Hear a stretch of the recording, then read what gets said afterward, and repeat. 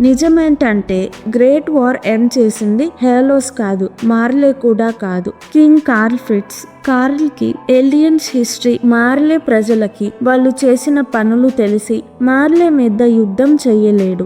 Aliens వల్లే ఇదంతా జరిగింది అని గిల్టీగా ఫీల్ అవుతూ ఉంటాడు. అప్పుడు కార్ల్ ఫౌండింగ్ టైటన్ ని ఇన్హెరిట్ చేసుకొని టైబర్ ఫ్యామిలీతో ప్లాన్ చేసి ఒక మార్లేయన్ ని హీరో చేద్దాము అనుకుంటారు. అతనే హేలోస్. కార్ల్ 9 టైటన్స్ ని మార్లేకి ఇచ్చేస్తాడు. తను ఎంతమందిని వీలైతే అంతమంది ఎలియన్స్ ని తనతో పాటు పారడైజ్ ఐలాండ్ కి తీసుకువెళ్లి వాల్స్ క్రియేట్ చేస్తాడు. పారడైజ్ ఐలాండ్ మీద అటాక్ చేస్తే టైటన్స్ ని ప్రపంచం మీదకు వదులుతాము అన్నది అబద్ధం. కార్ల్ ఒక ప్రామిస్ చేశాడు. తనలానే వాళ్ళ వారసులు కూడా ఆలోచించి మార్లే మీద యుద్ధంకి రారు అని. అందుకనే ఇప్పటిదాకా ఒక్క టైటాన్ కూడా పారడైజ్ ఐలాండ్ నుంచి మార్లేకి రాలేదు. కార్ల్ మార్లే పవర్ఫుల్ అయ్యి పారడైజ్ ఐలాండ్ కి ఫౌండింగ్ టైటన్ పవర్ ని తీసుకోవడానికి వచ్చిన మాకు ఓకే.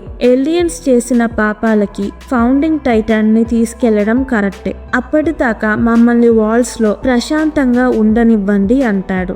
నిజం తెలిసాక మార్లేయన్స్ షాక్ అవుతారు.